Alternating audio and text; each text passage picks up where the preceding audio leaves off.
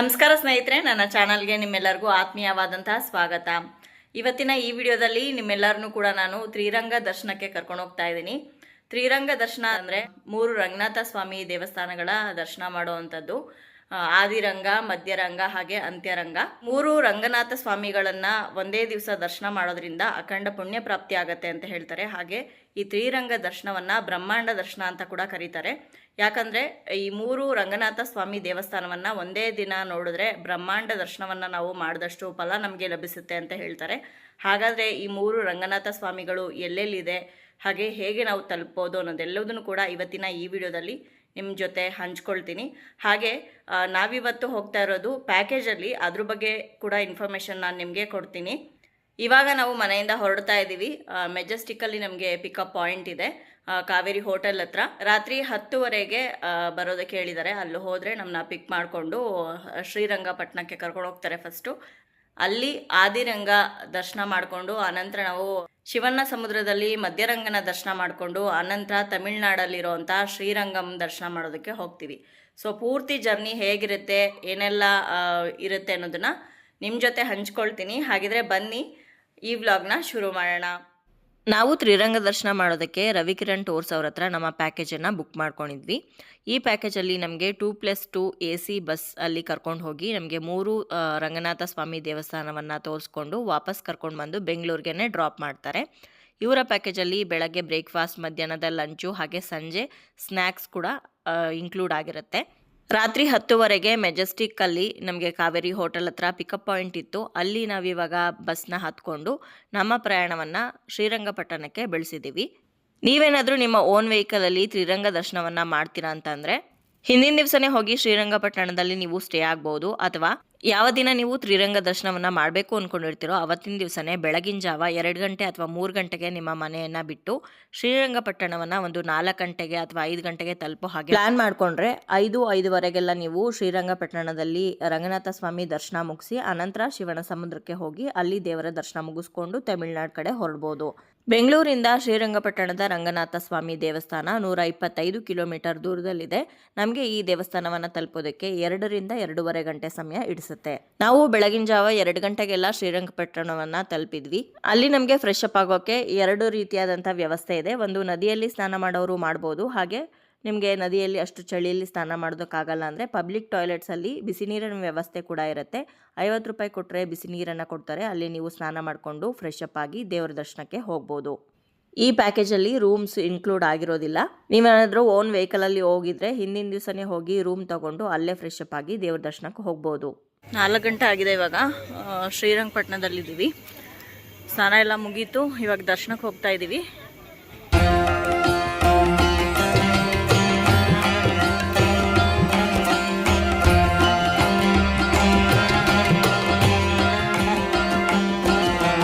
ಈ ತ್ರಿರಂಗ ದರ್ಶನದಲ್ಲಿ ನಾವು ಮೊದಲು ದರ್ಶನ ಮಾಡಬೇಕಾಗಿರೋದು ಆದಿರಂಗನನ್ನು. ಆದಿರಂಗ ಅಂದರೆ ಕರ್ನಾಟಕ ರಾಜ್ಯದಲ್ಲಿ ಮಂಡ್ಯ ಜಿಲ್ಲೆಯಲ್ಲಿರುವಂಥ ಶ್ರೀರಂಗಪಟ್ಟಣದ ಶ್ರೀ ರಂಗನಾಥ ಸ್ವಾಮಿ ದೇವಸ್ಥಾನ. ಈ ರಂಗನಾಥ ಸ್ವಾಮಿ ದೇವಸ್ಥಾನ ಕಾವೇರಿ ನದಿಯಿಂದ ರೂಪುಗೊಂಡಿರುವಂಥ ದ್ವೀಪದಲ್ಲಿದೆ. ಹಾಗೆ ಈ ದೇವಸ್ಥಾನ ವಿಷ್ಣುವಿನ ಅವತಾರಗಳಲ್ಲಿ ಒಂದಾದಂಥ ರಂಗನಾಥ ಸ್ವಾಮಿಗೆ ಅರ್ಪಿತವಾಗಿದೆ. ಅಷ್ಟೇ ಅಲ್ಲದೆ ಈ ದೇವಸ್ಥಾನ ಕಾವೇರಿ ನದಿಯ ತಟದಲ್ಲಿರುವಂಥ ಪಂಚಕ್ಷೇತ್ರಗಳಲ್ಲಿ ಮೊದಲನೇದು ಅಂತ ಹೇಳ್ತಾರೆ. ಹಾಗಾಗಿನೇ ಈ ದೇವಸ್ಥಾನವನ್ನು ಆದಿರಂಗ ಅಂತ ಕರೀತಾರೆ. ಇನ್ನು ದೇವಸ್ಥಾನದ ಒಳಗಡೆ ದೇವರು ನಗುತ್ತಿರುವಂತಹ ಭಂಗಿಯಲ್ಲಿ ಹಾಗೆ ಅನಂತ ಶಯನ ಭಂಗಿಯಲ್ಲಿ ದರ್ಶನ ಕೊಡ್ತಾರೆ. ಇನ್ನು ಈ ಶ್ರೀರಂಗಪಟ್ಟಣದ ಶ್ರೀ ರಂಗನಾಥ ಸ್ವಾಮಿ ದೇವಸ್ಥಾನ 9ನೇ ಶತಮಾನದಷ್ಟು ಹಳೆಯ ಪುರಾತನ ದೇವಸ್ಥಾನ ಅಂತ ಕೂಡ ಹೇಳ್ತಾರೆ. ಬೆಳಗ್ಗೆ 4 ಗಂಟೆಗೆ ಎಷ್ಟು ಜನ ಕ್ಯೂ ಅಲ್ಲಿ ನಿಂತಿದ್ದಾರೆ ಅಂತ ನೀವು ನೋಡ್ತಾ ಇದ್ದೀರಾ. ಇವಾಗ ದೇವಸ್ಥಾನದ ಮುಂಭಾಗದಲ್ಲಿರುವಂಥ ಕ್ಯೂ ಲೈನ್ ಏನಿದೆ ಇದು 50 ರೂಪಾಯಿ ಕ್ಯೂ ಲೈನು. ದೇವಸ್ಥಾನದ ರಾಜಗೋಪುರದ ಎಡಭಾಗದಲ್ಲಿ ನೀವು ಸ್ವಲ್ಪ ದೂರ ಮುಂದಕ್ಕೆ ನಡ್ಕೊಂಡು ಹೋದರೆ ಅಲ್ಲಿ ಫ್ರೀ ದರ್ಶನದ ಲೈನ್ ಇರುತ್ತೆ. ಇನ್ನೂ ದೇವಸ್ಥಾನ ಓಪನ್ ಆಗಿಲ್ಲ. ನಾರ್ಮಲ್ ಆಗಿ ಈ ದೇವಸ್ಥಾನ ಬೆಳಗ್ಗೆ 7 ಗಂಟೆಗೆ ಓಪನ್ ಆಗುತ್ತೆ. ಆದರೆ ಇವಾಗ ಧನುರ್ಮಾಸ ಆಗಿರೋದ್ರಿಂದ 4:15 ಅಥವಾ 4:45ಗೆ ದೇವಸ್ಥಾನವನ್ನು ತೆಗಿತಾರೆ. ಆದಷ್ಟು ಬೇಗನೆ ನೀವು ಬಂದು ಕ್ಯೂ ಅಲ್ಲಿ ನಿಂತ್ಕೊಂಡ್ರೆ ನಿಮಗೆ ದರ್ಶನ ಬೇಗ ಆಗುತ್ತೆ. ನಾವು ಬಂದು ನಿಲ್ಲೋ ಅಷ್ಟರಲ್ಲಿ ಆಗಲೇ ಸುಮಾರಷ್ಟು ಕ್ಯೂ ಲೈನ್ ಇತ್ತು. ಅರ್ಧದಿಂದ 3/4 ಗಂಟೆ ಈ ಚಳಿಯಲ್ಲಿ ಕ್ಯೂ ಲೈನಲ್ಲಿ ನಿಂತ್ಕೊಂಡಿದ್ದ ನಂತರ ದೇವಸ್ಥಾನದ ಬಾಗಿಲನ್ನು ತೆರೆದ್ರು. ದೇವಸ್ಥಾನ ಓಪನ್ ಆದಮೇಲೆ ನಮಗೊಂದು ಅರ್ಧ ಗಂಟೆ ಅಷ್ಟರಲ್ಲೆಲ್ಲ ದರ್ಶನ ಆಗೋಯ್ತು.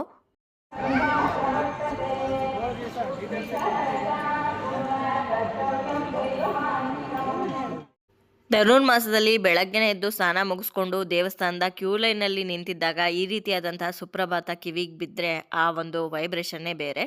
ಆ್ಯಕ್ಚುಲಿ ಹೇಳಬೇಕಂದ್ರೆ ಶ್ರೀರಂಗಪಟ್ಟಣದಲ್ಲಿ ಅಥವಾ ಶಿವನ ಸಮುದ್ರದಲ್ಲಿ ನೀವು ಏನು ಬೇರೆ ಎಕ್ಸ್ಟ್ರಾ ಟಿಕೆಟ್ ತೊಗೊಳ್ಳೋ ಅಂಥ ಅವಶ್ಯಕತೆ ಇಲ್ಲ. ಯಾಕಂದರೆ ನಾರ್ಮಲ್ ಫ್ರೀ ದರ್ಶನಕ್ಕಿಂತ 50 ರೂಪಾಯಿ ಕ್ಯೂ ಲೈನೇ ದೊಡ್ಡದಾಗಿತ್ತು. ಒಂದ್ಸಲ ದೇವಸ್ಥಾನದ ಬಾಗಿಲು ತೆಗೆದಿದ್ದ ತಕ್ಷಣ ನಿಮಗೆ ಒಂದು ಅರ್ಧ ಗಂಟೆಲೆಲ್ಲ ದರ್ಶನ ಆಗೋಗುತ್ತೆ. ಅಷ್ಟೊಂದು ಏನು ಕಾಯಬೇಕು ಅನ್ನೋ ಅಗತ್ಯ ಇರೋದಿಲ್ಲ. ಇನ್ನು ಒಂದೇ ದಿವಸದಲ್ಲಿ 3 ರಂಗನಾಥ ಸ್ವಾಮಿ ದೇವಸ್ಥಾನದ ದರ್ಶನವನ್ನು ನೀವು ಮಾಡಬೇಕಾಗಿರೋದ್ರಿಂದ ಯಾವುದೇ ವಿಶೇಷ ಪೂಜೆ ಅಥವಾ ಅರ್ಚನೆ ಎಲ್ಲ ಮಾಡಿಸೋದಕ್ಕೆ ಹೋಗಬೇಡಿ. ಯಾಕಂದರೆ ತುಂಬಾ ಟೈಮ್ ವೇಸ್ಟ್ ಆಗುತ್ತೆ. ಇವಾಗ ದೇವರ ಗರ್ಭಗುಡಿ ಹತ್ರ ಬರ್ತಾ ಇದ್ದೀವಿ. ದೇವರ ದರ್ಶನವನ್ನು ನಾನು ಮಾಡಿಸೋದಕ್ಕೆ ಸಾಧ್ಯ ಆಗಿಲ್ಲ, ಹಾಗಾಗಿ ಫೋಟೋ ಹಾಕಿದ್ದೀನಿ, ದರ್ಶನ ಮಾಡ್ಕೊಳ್ಳಿ. ನಮಗೆ ಬೆಳಗಿನ ಜಾವ 5:15 ಶ್ರೀ ರಂಗನಾಥ ಸ್ವಾಮಿ ಆದಿರಂಗನ ದರ್ಶನ ಆಯಿತು. ದರ್ಶನ ಆದ ನಂತರ ದೇವಸ್ಥಾನದ ಮುಂದೆನೇ ಒಂದು ಹೋಟೆಲಲ್ಲಿ ಬಿಸಿ ಬಿಸಿಯಾಗಿ ಕಾಫಿ ಕುಡಿದು ನಮ್ಮ ಜರ್ನಿನ ಕಂಟಿನ್ಯೂ ಮಾಡ್ತಾ ಇದ್ದೀವಿ.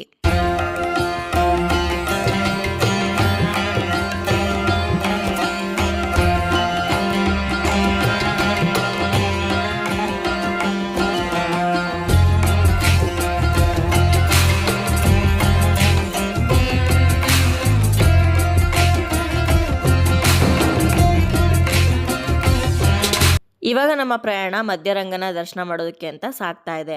ಮಧ್ಯರಂಗದ ಶ್ರೀ ಜಗನ್ಮೋಹನ ರಂಗನಾಥ ಸ್ವಾಮಿ ದೇವಸ್ಥಾನ ಕರ್ನಾಟಕ ರಾಜ್ಯದಲ್ಲಿ ಮಂಡ್ಯ ಜಿಲ್ಲೆಯಲ್ಲಿ ಮಳವಳ್ಳಿ ತಾಲೂಕಿನಲ್ಲಿರುವಂಥ ಶಿವನ ಸಮುದ್ರದಲ್ಲಿದೆ. ಶಿವನ ಸಮುದ್ರ ಅಂತಂದರೆ ನಮ್ಮೆಲ್ಲರಿಗೂ ಮೊದಲು ನೆನಪಾಗುವಂಥದ್ದು ಗಗನಚುಕ್ಕಿ ಭರಚುಕ್ಕಿಯ ಜಲಪಾತಗಳು. ದೇವಸ್ಥಾನಕ್ಕೆ ಹೋಗುವಂಥ ದಾರಿ ಅಂತೂ ತುಂಬ ಅಂದರೆ ತುಂಬಾ ಚೆನ್ನಾಗಿದೆ. ಎಲ್ಲಿ ನೋಡಿದ್ರೂ ಕೂಡ ಭತ್ತದ ಗದ್ದೆಗಳು, ಕಾವೇರಿ ಹರಿತಾ ಇರೋವಂಥದ್ದನ್ನು ನೀವು ಗಮನಿಸ್ಬೋದು. ಬೆಂಗಳೂರಿಂದ ಶಿವನ ಸಮುದ್ರದಲ್ಲಿರುವಂಥ ಮಧ್ಯರಂಗ ದೇವಸ್ಥಾನ 126 ಕಿಲೋಮೀಟರ್ ದೂರದಲ್ಲಿದ್ದರೆ ಶ್ರೀರಂಗಪಟ್ಟಣದಿಂದ ಈ ಮಧ್ಯರಂಗನ ದೇವಸ್ಥಾನ 92 ಕಿಲೋಮೀಟರ್ ದೂರದಲ್ಲಿದೆ. ಬೆಂಗಳೂರಿಂದ ಡೈರೆಕ್ಟಾಗಿ ನೀವು ಮಧ್ಯರಂಗಕ್ಕೆ ಬರ್ತೀರಾ ಅಂತಂದರೆ 2.5 ಗಂಟೆ ಸಮಯ ಹಿಡಿಸುತ್ತೆ. ಹಾಗೆ ಶ್ರೀರಂಗಪಟ್ಟಣದಿಂದ ಈ ಮಧ್ಯರಂಗನ ದೇವಸ್ಥಾನಕ್ಕೆ ಬರ್ತೀರಾ ಅಂತಂದರೆ 1.5 ಗಂಟೆ ಸಮಯ ಹಿಡಿಸುತ್ತೆ.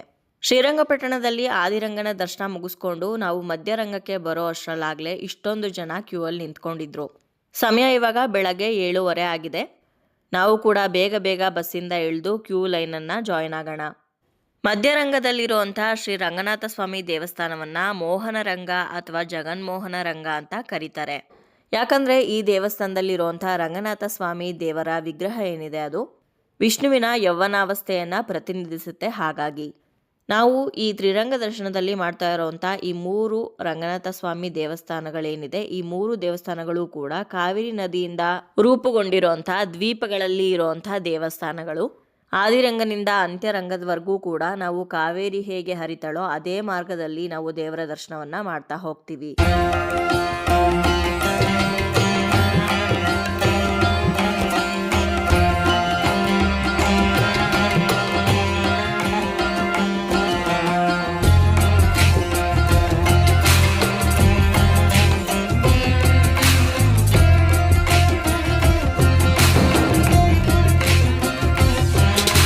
ಪ್ರಸ್ತುತ ಇವಾಗ ಮಧ್ಯರಂಗ ದೇವಸ್ಥಾನದ ರಾಜಗೋಪುರ ನಿರ್ಮಾಣ ಹಂತದಲ್ಲಿರೋದ್ರಿಂದ ಮೇಯ್ನ್ ಆಗಿರುವಂಥ ದೇವಸ್ಥಾನದಲ್ಲಿ ನೀವು ದೇವರ ದರ್ಶನವನ್ನು ಪಡೆಯೋದಕ್ಕೆ ಸಾಧ್ಯ ಇಲ್ಲ. ದೇವಸ್ಥಾನದ ಪಕ್ಕದಲ್ಲೇ ರಂಗನಾಥ ಸ್ವಾಮಿ ದೇವರ ದರ್ಶನಕ್ಕೆ ಅಂತ ಏರ್ಪಾಡನ್ನು ಮಾಡ್ಕೊಂಡಿದ್ದಾರೆ. ಅಲ್ಲಿ ನೀವು ದರ್ಶನವನ್ನು ಮಾಡ್ಬೋದು. ಇವಾಗ ಈ ದೇವಸ್ಥಾನದ ಇತಿಹಾಸವನ್ನು ತಿಳ್ಕೊಳ್ಳೋಣ. ಬಹಳ ಹಿಂದೆ ದೇವರಾಜ ಇಂದ್ರನಿಗೆ ಕಾರಣಾಂತರಗಳಿಂದ ಶಾಪ ತಟ್ಟಿರುತ್ತೆ. ಈ ಶಾಪದ ವಿಮೋಚನೆಗಾಗಿ ಅಂತ ಈ ಸ್ಥಳದಲ್ಲಿ ವಿಷ್ಣುವಿನ ಶೇಷಶಯನದ ರೂಪದಲ್ಲಿ ಭೂಲೋಕದಲ್ಲಿರುವಂತಹ ಭಕ್ತರಿಗೆ ಕಾಣಿಸುವಂತೆ ಶ್ರೀ ರಂಗನಾಥ ಸ್ವಾಮಿ ದೇವರ ವಿಗ್ರಹವನ್ನ ಸಾಲಿಗ್ರಾಮ ಶಿಲೆಯಲ್ಲಿ ಕೆತ್ತನೆ ಮಾಡಿಸಿ ಈ ಭೂಲೋಕದಲ್ಲಿ ಸ್ಥಾಪನೆ ಮಾಡೋ ಹಾಗೆ ಸಪ್ತ ಋಷಿಗಳು ಇಂದ್ರನಿಗೆ ತಿಳಿಸಿರ್ತಾರೆ. ಹಾಗಾಗಿ ಇಂದ್ರದೇವ ತನ್ನ ಪಾಪ ವಿಮೋಚನೆಗಾಗಿ ಅಥವಾ ಶಾಪದಿಂದ ವಿಮುಕ್ತಿಯನ್ನು ಹೊಂದೋದಕ್ಕೋಸ್ಕರ ಭೂಲೋಕದಲ್ಲಿ ಸ್ಥಾಪನೆ ಮಾಡಿರುವಂತಹ ವಿಗ್ರಹನೇ ಈ ರಂಗನಾಥ ಸ್ವಾಮಿ ದೇವಸ್ಥಾನದಲ್ಲಿರುವಂಥ ಜಗನ್ಮೋಹನ ರಂಗನಾಥ ಸ್ವಾಮಿ ಅಂತ ಹೇಳ್ತಾರೆ. ಇನ್ನು ಸಪ್ತ ಋಷಿಗಳು ಯಾರು ಇಂದ್ರನಿಗೆ ಈ ಜಾಗದಲ್ಲಿ ರಂಗನಾಥ ಸ್ವಾಮಿಯನ್ನು ಸ್ಥಾಪನೆ ಮಾಡೋದಕ್ಕೆ ತಿಳಿಸಿದ್ರಲ್ಲ, ಈ ಸಪ್ತ ಋಷಿಗಳು ಪ್ರತಿದಿನ ಬರಚುಕ್ಕಿಯಲ್ಲಿರುವಂಥ ಕಾವೇರಿ ನದಿಯಲ್ಲಿ ಅಂದರೆ ಕಾವೇರಿ ನೀರಿನಲ್ಲಿ ಪ್ರತಿದಿನ ಸಂಧ್ಯಾ ವಂದನೆಗಳನ್ನು ಮುಗಿಸ್ಕೊಂಡು ರಂಗನಾಥ ಸ್ವಾಮಿಯ ದರ್ಶನಕ್ಕೆ ಬರ್ತಾರೆ ಅಂತ ಒಂದು ಪ್ರತೀತಿ ಕೂಡ ಇದೆ. ಹಾಗಾಗಿ ಈ ಕ್ಷೇತ್ರವನ್ನು ಸಪ್ತಋಷಿ ಕ್ಷೇತ್ರ ಅಂತಲೂ ಕೂಡ ಕರೀತಾರೆ. ಇನ್ನು ಈ ಮಧ್ಯರಂಗ ರಂಗನಾಥ ಸ್ವಾಮಿ ದೇವಸ್ಥಾನದ ಕ್ಷೇತ್ರ ಪಾಲಕ ಯಾರು ಅಂತ ಕೇಳೋದಾದರೆ ಸರ್ಪಲೋಕದ ಒಡೆಯ ತಕ್ಷಕ. ದೇವಸ್ಥಾನದ ಒಳಗಡೆ ನೀವು ಎಡಭಾಗದಲ್ಲಿ ಮೊದಲು ತಕ್ಷಕನ ವಿಗ್ರಹವನ್ನು ಗಮನಿಸ್ಬೋದು. ದೇವಸ್ಥಾನದ ಒಳಗಡೆ ವಿಡಿಯೋ ಮಾಡೋದಕ್ಕಾಲೋ ಇಲ್ಲ, ಹಾಗಾಗಿ ಇಲ್ಲಿ ಫೋಟೋ ಹಾಕಿದ್ದೀನಿ. ಜಗನ್ಮೋಹನ ರಂಗನಾಥ ಸ್ವಾಮಿ ದೇವರ ದರ್ಶನ ಮಾಡ್ಕೊಳ್ಳಿ. ಇನ್ನು ಈ ದೇವಸ್ಥಾನದ ಟೈಮಿಂಗ್ಸ್ ಬಗ್ಗೆ ಕೇಳೋದಾದರೆ ಪ್ರತಿದಿನ ಬೆಳಗ್ಗೆ 7:15ಗೆ ದೇವಸ್ಥಾನ ಓಪನ್ ಆಗುತ್ತೆ. ಹಾಗೆ ಮಧ್ಯಾಹ್ನ 1:00ಗೆ ದೇವಸ್ಥಾನವನ್ನು ಕ್ಲೋಸ್ ಮಾಡ್ತಾರೆ. ಮತ್ತೆ ಮಧ್ಯಾಹ್ನ 3 ಗಂಟೆಗೆ ದೇವಸ್ಥಾನ ಓಪನ್ ಆಗುತ್ತೆ. ರಾತ್ರಿ 6 ಗಂಟೆಗೆಲ್ಲ ಈ ದೇವಸ್ಥಾನವನ್ನು ಕ್ಲೋಸ್ ಮಾಡಿಬಿಡ್ತಾರೆ. ಆದರೆ ಇವಾಗ ಧನುರ್ಮಾಸ ಆಗಿರೋದ್ರಿಂದ ಬೆಳಗ್ಗೆ ಸ್ವಲ್ಪ ಬೇಗನೆ ದೇವಸ್ಥಾನ ಓಪನ್ ಮಾಡ್ತಾನೆ ಅಂತ ಹೇಳ್ತಾರೆ. ಬೆಳಗ್ಗೆ 8:30 ಅಷ್ಟರಲ್ಲೆಲ್ಲ ನಮಗೆ ಮಧ್ಯರಂಗನ ದರ್ಶನ ಕೂಡ ಆಯಿತು. ತುಂಬ ಚೆನ್ನಾಗಾಯಿತು ದರ್ಶನ. ಮಧ್ಯರಂಗನ ದರ್ಶನ ಮಾಡಿಕೊಂಡು ನೆಕ್ಸ್ಟ್ ನಾವು ನಮ್ಮ ಬಸ್ ಹತ್ರ ವಾಪಸ್ ಹೊರಟ್ವಿ. ಇಲ್ಲಿ ಇವಾಗ ಬ್ರೇಕ್ಫಾಸ್ಟ್ಗೆ ಕ್ಯೂವಲ್ಲಿ ನಿಂತ್ಕೊಂಡಿದ್ದೀವಿ. ಬ್ರೇಕ್ಫಾಸ್ಟ್ಗೆ ಏನೇನಿದೆ ಅಂತ ನೋಡೋಣ. ಬ್ರೇಕ್ಫಾಸ್ಟ್ ಜೊತೆ ನಿಮಗೆ ವಾಟರ್ ಬಾಟಲು ಕೂಡ ಅವರೇ ಕೊಡ್ತಾರೆ. ಬಿಸಿ ಬಿಸಿ ಆಗಿರುವಂಥ ಕೇಸರಿ ಬಾತು, ಇಡ್ಲಿ, ವಡೆ, ಸಾಂಬಾರ್, ಚಟ್ನಿ ಹಾಗೆ ಉಪ್ಪಿಟ್ಟು ಇಷ್ಟೂ ಬ್ರೇಕ್ಫಾಸ್ಟ್ಗಿತ್ತು. ಫುಡ್ಡಂತೂ ಹೇಳೋ ಹಾಗೆ ಇಲ್ಲ, ತುಂಬ ಅಂದರೆ ತುಂಬಾ ಚೆನ್ನಾಗಿತ್ತು ಟೇಸ್ಟು. ಹಾಗೆ ನಿಮಗೆ ಎಷ್ಟು ಬೇಕೋ ಅಷ್ಟು ಹಾಕ್ಸ್ಕೊಂಡು ತಿನ್ಬೋದಾಗಿತ್ತು. ಇಡ್ಲಿ ತಿಂದಾದಮೇಲೆ ಉಪ್ಪಿಟ್ಟು ಹಾಕ್ಸ್ಕೊಬೋದಾಗಿತ್ತು. ನಾನಿಲ್ಲಿ ಉಪ್ಪಿಟ್ಟು ಹಾಕ್ಸ್ಕೊಂಡಿರೋದನ್ನು ವಿಡಿಯೋ ತೆಗಿಯೋದಕ್ಕೆ ಹೋಗಿಲ್ಲ. ಫುಡ್ದು ಕ್ವಾಲಿಟಿ ಆಗಿರ್ಬೋದು, ಕ್ವಾಂಟಿಟಿ ಆಗಿರ್ಬೋದು, ಎರಡೂ ಕೂಡ ತುಂಬಾ ಚೆನ್ನಾಗಿತ್ತು. ಬ್ರೇಕ್ಫಾಸ್ಟ್ ಆದಮೇಲೆ ನಮ್ಮ ಜರ್ನಿನ ನಾವು ಕಂಟಿನ್ಯೂ ಮಾಡಿದ್ವಿ. ಯಾಕಂದರೆ ಮಧ್ಯರಂಗದಿಂದ ನಮಗೆ ಅಂತ್ಯರಂಗ ಅಂದರೆ ತಮಿಳ್ನಾಡಲ್ಲಿರುವಂಥ ಶ್ರೀರಂಗಂ ರಂಗನಾಥ ಸ್ವಾಮಿ ದೇವಸ್ಥಾನವನ್ನು ತಲುಪೋದಕ್ಕೆ 7ರಿಂದ 8 ಗಂಟೆ ಜರ್ನಿ ಮಾಡಬೇಕಾಗಿತ್ತು. ಏನಾದರೂ ಸ್ವಲ್ಪ ತಡ ಆದರೂ ಕೂಡ ಶ್ರೀರಂಗಮಲ್ಲಿ ರಾತ್ರಿ 8 ಗಂಟೆಗೆಲ್ಲ ದೇವಸ್ಥಾನ ಕ್ಲೋಸ್ ಆಗೋಗುತ್ತೆ. ಆಮೇಲೆ ದರ್ಶನ ಆಗೋದಿಲ್ಲ ಅನ್ನೋ ಕಾರಣಕ್ಕೆ ಎಲ್ಲೂ ಕೂಡ ಟೈಮ್ ವೇಸ್ಟ್ ಮಾಡದೆ ನಮ್ಮ ಜರ್ನಿನ ಕಂಟಿನ್ಯೂ ಮಾಡಿದ್ವಿ. ಮಲೆಮಹದೇಶ್ವರ ಬೆಟ್ಟದ ಮೇಲೇ ನಾವು ಹೋಗಿದ್ದು ತಮಿಳ್ನಾಡಿಗೆ. ಫುಲ್ ಘಾಟ್ ಸೆಕ್ಷನ್ ಇತ್ತು, ತುಂಬ ಚೆನ್ನಾಗಿತ್ತು ನೋಡೋದಕ್ಕೆ ಪ್ರಕೃತಿ. ಮಲೆಮಹದೇಶ್ವರ ಬೆಟ್ಟ ಎಲ್ಲ ಹತ್ತಿ ಕೆಳಗಡೆ ಇಳಿಯೋ ಅಷ್ಟರಲ್ಲಿ ತಮಿಳ್ನಾಡು ಬಾರ್ಡ್ರನ್ನ ಎಂಟರ್ ಆಗಿದ್ವಿ. ಅದಾದಮೇಲೆ ನಮಗೆ ಊಟ ಪ್ರೊವೈಡ್ ಮಾಡಿದ್ರು ಮಧ್ಯಾಹ್ನದ್ದು. ಊಟ ತಿಂಡಿ ವಿಷಯದಲ್ಲಂತೂ ಪಕ್ಕ ಟೈಮಿಂಗ್ಸ್ನ ಮೇಂಟೈನ್ ಮಾಡ್ತಾರೆ. ಯಾಕಂದರೆ ನಮ್ಗಳ ಜೊತೆ ತುಂಬ ವಯಸ್ಸಾಗಿರೋರು, BP ಶುಗರ್ ಇರೋವಂಥ ಪೇಷಂಟ್ಗಳೆಲ್ಲ ಬಂದಿರ್ತಾರೆ. ಹಾಗಾಗಿ ಮಧ್ಯಾಹ್ನದ ಊಟಕ್ಕೆ ಕಾಯಿ ಹೋಳಿಗೆ, ಚಪಾತಿ ಪಲ್ಯ, ಬಿಸಿಬೇಳೆ ಬಾತು, ಮೊಸರನ್ನ, ಉಪ್ಪಿನಕಾಯಿ ಇಷ್ಟು ಇತ್ತು. ತುಂಬಾ ಚೆನ್ನಾಗಿತ್ತು ಊಟ ಮುಗಿಸ್ಕೊಂಡು ಮತ್ತೆ ನಮ್ಮ ಜರ್ನಿನ ಕಂಟಿನ್ಯೂ ಮಾಡಿದ್ವಿ. ಇವಾಗ ಸಂಜೆ 4 ಗಂಟೆ ಆಗಿದೆ. Snack time. ಸ್ನ್ಯಾಕಿಗೆ ಏನೇನು ಕೊಡ್ತಾ ಇದ್ದಾರೆ ಅಂತ ನೋಡೋಣ. ಆ್ಯಕ್ಚುಲಿ ಈ ಒಂದು ಪ್ಯಾಕೇಜಲ್ಲಿ ಸ್ನ್ಯಾಕ್ ಇನ್ಕ್ಲೂಡ್ ಆಗಿರಲಿಲ್ಲ, ಆದರೆ ನಮಗೆ ಸ್ನ್ಯಾಕ್ಸ್ನು ಕೂಡ ಇವರು ಪ್ರೊವೈಡ್ ಮಾಡಿದ್ರು. ಒಂದು ಚಿಪ್ಸ್ ಪ್ಯಾಕೆಟು, ಒಂದು ಬಿಸ್ಕೆಟ್ ಪ್ಯಾಕು, ಫ್ರೂಟಿ ಜ್ಯೂಸು ಹಾಗೆ ಕೇಕು ಇಷ್ಟನ್ನು ಕೂಡ ಸ್ನ್ಯಾಕ್ಗೆ ಅಂತ ನಮಗೆ ಕೊಟ್ಟಿದ್ರು.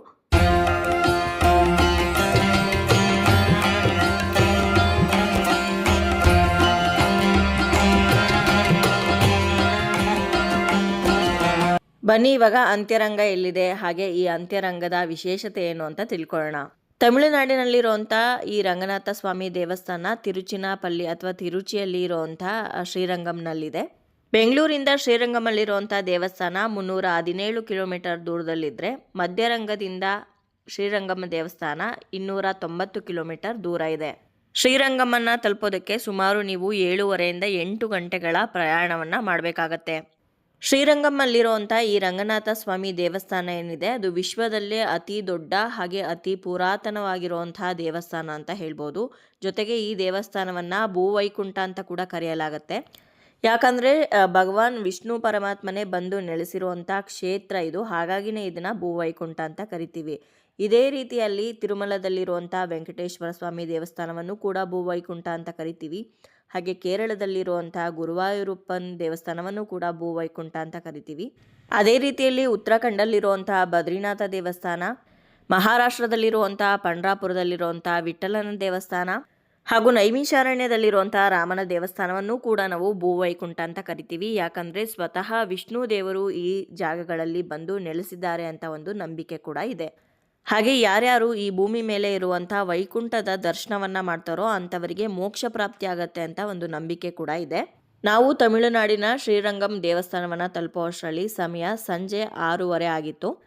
ಆದಿರಂಗ ಹಾಗೆ ಮಧ್ಯರಂಗನ ದರ್ಶನ ಮಾಡಿದಷ್ಟು ಸುಲಭವಾಗಿ ಅಂತ್ಯರಂಗನ ದರ್ಶನ ಆಗೋದಿಲ್ಲ. ಯಾಕಂದರೆ ಸಿಕ್ಕಾಪಟ್ಟೆ ರಶ್ ಇರುತ್ತೆ. ಶ್ರೀರಂಗಂ ದೇವಸ್ಥಾನದ ರಾಜಗೋಪುರ ಏನು ಮುಂದೆ ಕಾಣಿಸ್ತಾ ಇದೆ, ಈ ದೇವಸ್ಥಾನದ ಹತ್ರನೇ ನಮ್ಮನ್ನ ಬಸ್ ಅವರು ಡ್ರಾಪ್ ಮಾಡಿದ್ರು. ಇಲ್ಲಿಂದ ನಾವಿವಾಗ ದರ್ಶನಕ್ಕೆ ಅಂತ ಸುಮಾರು ದೂರ ನಡಿಬೇಕಾಗತ್ತೆ. ಯಾಕಂದರೆ ಸಾಕಷ್ಟು ಗೋಪುರಗಳನ್ನು ದಾಟ್ಕೊಂಡು ಮೇಯ್ನಾಗಿ ಕ್ಯೂ ಸ್ಟಾರ್ಟ್ ಆಗುವಂಥ ಗೋಪುರವನ್ನು ತಲುಪಬೇಕಾಗತ್ತೆ.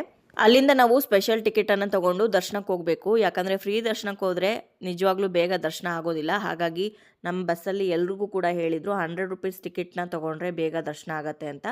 ದೇವಸ್ಥಾನದ ಒಳಗಡೆ ಹೋಗಿ 100 ರೂಪೀಸ್ ದರ್ಶನದ ಟಿಕೆಟನ್ನು ತೊಗೊಂಡು ದರ್ಶನ ಮಾಡೋದಕ್ಕೆ ಸುಮಾರು 2 ಗಂಟೆಗಳ ಕಾಲ ನಾವು ಕ್ಯೂ ಅಲ್ಲಿ ವೆಯ್ಟ್ ಮಾಡಿ ದೇವರ ದರ್ಶನವನ್ನು ಮಾಡ್ಕೊಂಡ್ವಿ.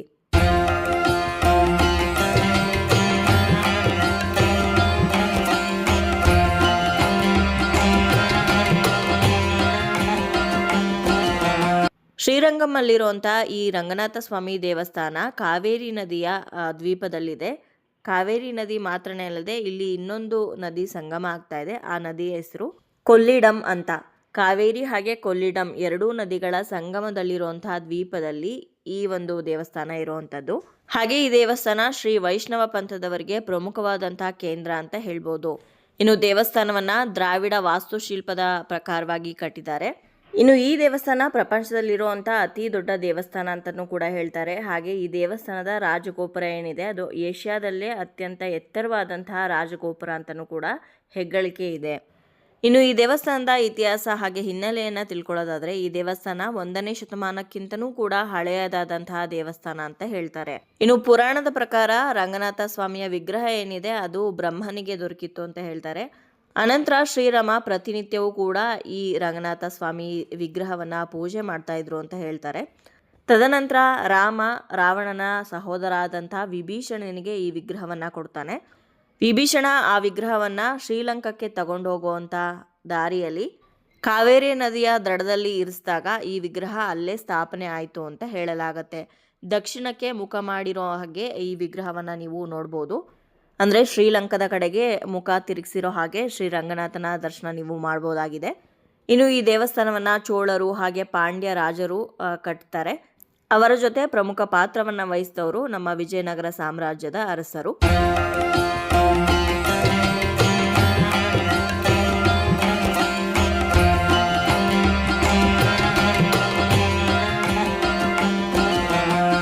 ಕ್ಯೂ ಲೈನ್ ನೋಡ್ತಾ ಇದ್ದೀರಲ್ವಾ ಎಷ್ಟಿದೆ ಅಂತ.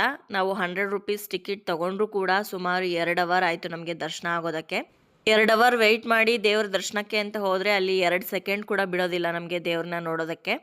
ದೇವಾಲಯದ ಗರ್ಭಗುಡಿಯಲ್ಲಿ ಬೆಳಗ್ತಾ ಇರೋವಂಥ ದೀಪದ ಬೆಳಕಲ್ಲಿ ವಿರಾಜಮಾನವಾಗಿ ಆದಿಶೇಷನ ಮೇಲೆ ಮಲಗಿರ್ತಾರೆ. ಇಲ್ಲಿಂದನೇ ನೋಡ್ಕೊಂಡ್ಬಿಡಿ ಶ್ರೀರಂಗಂ ರಂಗನಾಥ ಸ್ವಾಮಿಯನ್ನು.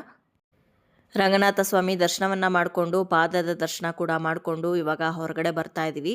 ದೇವಸ್ಥಾನದ ಹೊರಗಡೆ ಗರ್ಭಗುಡಿಯ ಹೊರಗಡೆ ದರ್ಶನ ಮುಗಿಸ್ಕೊಂಡು ಬರ್ತಾ ಇರೋದು ನೀವು ಜನಗಳನ್ನ ನೋಡ್ತಾ ಇರ್ಬೋದು.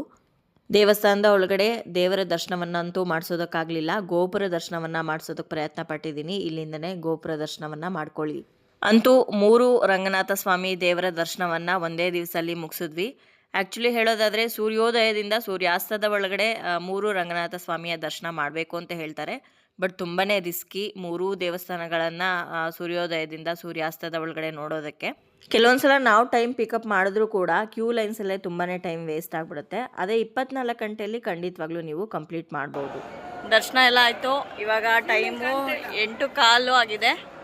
ಹೆಂಗಾಯ್ತು ಆಂಟಿ ದರ್ಶನ ಎಲ್ಲ? ಸೂಪರ್. ಕಷ್ಟ ಆಯಿತು. ಹೌದು, ಚೆನ್ನಾಗಾಯ್ತು ದರ್ಶನ ಎಲ್ಲ. ಬನ್ನಿ ನೀವು ಧನುರ್ಮಾಸದಲ್ಲಿ. ಧನುರ್ಮಾಸದಲ್ಲಿ ಅಂತಲೇ ಅಲ್ಲ, ಬೇರೆ ಟೈಮಲ್ಲೂ ಕೂಡ ನೀವು ತ್ರಿರಂಗ ದರ್ಶನವನ್ನು ಮಾಡ್ಬೋದು. ಆದರೆ ಈ ಧನುರ್ಮಾಸದಲ್ಲೇ ಯಾಕೆ ಮಾಡಬೇಕು ಅಂತಂದರೆ ವಿಷ್ಣು ಭಗವಾನಿಗೆ ಅತ್ಯಂತ ಪ್ರಿಯವಾದಂಥ ಮಾಸ ಅಂದರೆ ಅದು ಧನುರ್ಮಾಸ.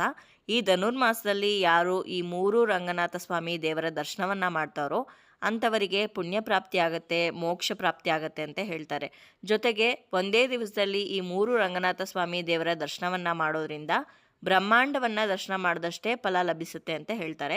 ಹಾಗಾಗಿನೇ ಎಲ್ಲರೂ ಕೂಡ ಈ ಧನುರ್ಮಾಸದಲ್ಲಿ ತ್ರಿರಂಗ ದರ್ಶನವನ್ನು ಮಾಡುವಂಥದ್ದು. ಇನ್ನು ದೇವಸ್ಥಾನದಲ್ಲಿ ನಿಮಗೆ ಲಾಡು, ಪುಳಿಯೋಗರೆ ಹಾಗೆ ವಡೆ ಎಲ್ಲವೂ ಕೂಡ ಸಿಗುತ್ತೆ. ಇದಕ್ಕೆ ನೀವು ದುಡ್ಡು ಕೊಟ್ಟು ತೊಗೋಬೇಕಾಗತ್ತೆ. ಹಾಗೆ ಫ್ರೀ ಅನ್ನಪ್ರಸಾದ ಕೂಡ ಇರುತ್ತೆ. ಅದ್ರ ಬಗ್ಗೆ ಕೂಡ ಇನ್ಫಾರ್ಮೇಷನ್ ನಾನಿವತ್ತು ಕೊಡ್ತೀನಿ.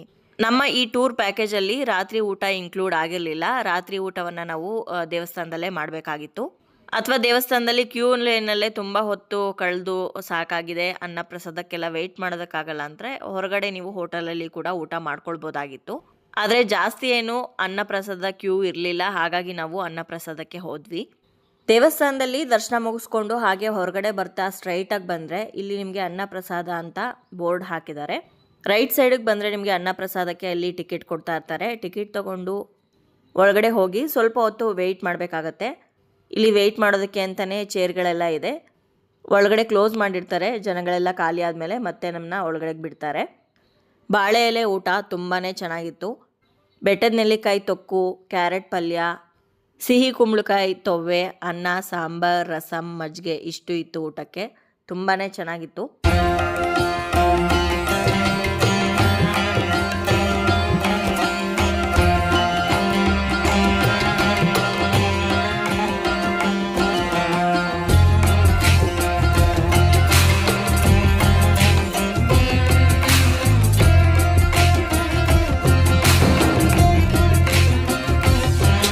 ಫೈನಲಿ ಅಂತ್ಯರಂಗನ ದರ್ಶನ ಕೂಡ ಮುಗಿಸ್ಕೊಂಡು ನಾವಿವಾಗ ಹೊರಗಡೆ ರಾಜಗೋಪುರದ ಹತ್ರ ಬಂದಿದ್ದೀವಿ. ಇಲ್ಲಿ ನಿಮಗೆ ರಾಜಗೋಪುರದ ಹತ್ರ ಸುಮಾರು ಶಾಪಿಂಗ್ ಎಲ್ಲ ಅಂಗಡಿಗಳಿರುತ್ತೆ. ಹಾಗೆ ಏನಾದರೂ ತಿಂತೀರಾ ಕುಡಿತೀರಾ ಅಂತಂದ್ರೂ ಕೂಡ ಸುಮಾರಷ್ಟು ಅಂಗಡಿಗಳಿರುತ್ತೆ. ಪರ್ಚೇಸ್ ಮಾಡ್ಬೋದು ಅಥವಾ ತಿನ್ಬೋದು. ನೋಡಿ ಆ ಕತ್ಲಲ್ಲಿ ಆ ಬೆಳಕಿನ ಲೈಟಲ್ಲಿ ರಾಜಗೋಪುರ ಎಷ್ಟು ಚೆನ್ನಾಗಿ ಕಾಣಿಸ್ತಾ ಇದೆ ಅಂತ.